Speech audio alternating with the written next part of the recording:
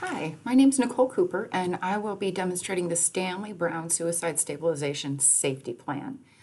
Now, this is originally designed to help clients in suicidal crisis become more aware of what leads to it and make decisions to mitigate the length, duration, and intensity of a suicidal crisis. But it can also be used in a multitude of different ways. So I found it to be really useful in many different types of crisis intervention. It's a 6-step plan that begins with warning signs. So it directs the client to be more self-aware. This can be thoughts, images, moods, or situations or behaviors that let a client know for them a suicide crisis is building. So maybe they've stopped showering, maybe they've stopped talking to friends, they've isolated from their families, maybe they can't stop thinking about bad things that have happened to them, or perhaps they're listening to sad music over and over and over again, and they know what this leads to. So that is step one to creating the safety plan, is building self-awareness of warning signs. Step two is internal coping strategies. These are any sort of activity that a client could do by themselves that can improve their mood, change their situation, change their mindset, and hopefully stop that crisis from developing before it gets more intense.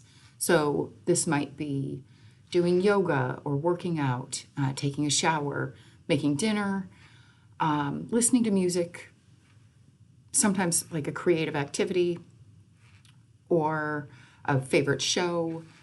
A lot of times people also put down listening to a different kind of music as a coping strategy. And if clients are able to engage in these coping strategies, it often changes their mood enough to change their mindset and direct them into a different path. However, step three is if step one and two don't work, and that's people in social settings that provide distraction. So these are non-professional associations that individuals and clients in crisis can go to just for fun, to change their mood, to change their situations. So this might be friends, people at work, anybody that might respond to text messages in a cheerful way. It also might be, going to the gym or the bowling alley. We try to discourage people from going to the bar for obvious reasons. Any kind of substance use makes impulsivity more likely, and any kind of high that a person would achieve also comes with a come down, so that increases their risk of suicidality in the long run. So step three is people that are just friends or family members or places that are non-professional that a client can lean on to change their mood. If that doesn't work, then step four is individuals they can ask for help. So this is still non-professional. Family members that they feel comfortable with disclosing that they're really struggling and they need help. Or maybe a coworker, classmate. Oftentimes this is going to be a pastor or a religious leader, spiritual leader of some kind, or maybe like a boyfriend or girlfriend. And then step five is when it's time to contact professional agencies. So they've already completed step 1, 2, 3, and 4, and they are still in this crisis, whether it's suicidal or drug relapse. So step 5 is contacting professional agencies. And in this step, we actually encourage the client to write down the phone numbers of these people and agencies so that if they get to this point of crisis, they don't have to look it up. It's already here and they can just activate this plan. So this might be local mental health professionals, suicide crisis lines, substance use crisis lines. If they have a counselor or a caseworker, an IHH worker, these are the people that they would contact for help.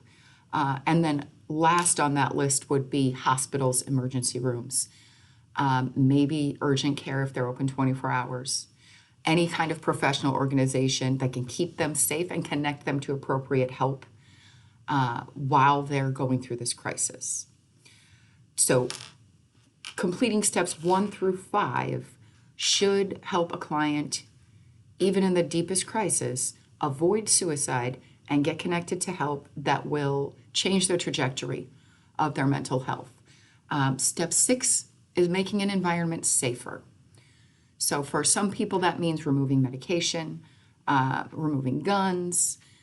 If they have an object that they use to harm themselves, they remove that. It can also be blocking people on social media or avoiding association with somebody who uses or that they used to use with. All of the triggers for more harmful behavior. We want to create a bigger distance and more time between the thoughts of self-destructive behavior and being able to act on it. So this was the Stanley Brown Safety Plan. I hope it was educational, and I hope that you find it useful. Thank you.